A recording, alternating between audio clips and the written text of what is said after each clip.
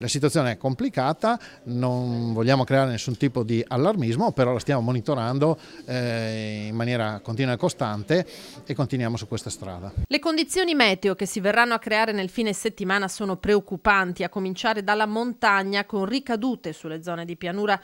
Lo aveva annunciato il governatore Zaia da Venezia, ora l'allerta è entrata nella fase operativa. È stata convocata l'unità di crisi proprio qui in provincia di Treviso oggi e stanno analizzando tutti i dati e coordinando gli elementi, gli attori che poi insomma sono attorno a queste emergenze in modo sinergico per affrontare al meglio le criticità che arriveranno.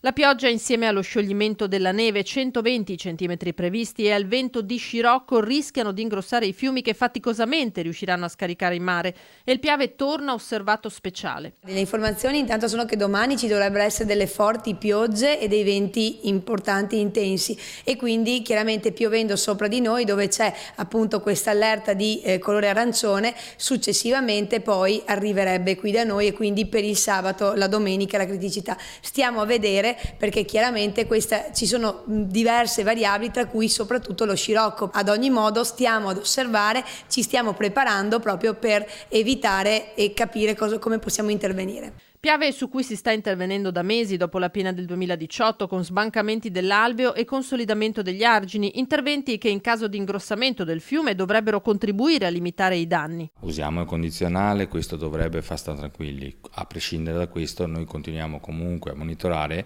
perché gli interventi che sono stati effettuati erano interventi necessari affinché ci sia acqua all'interno dell'alveo del Piave e non altro. Sicuramente questo aiuterà a far sì che ci sia una maggiore sicurezza da parte dei cittadini e una maggiore sensibilità di dire siamo un po' più tranquilli.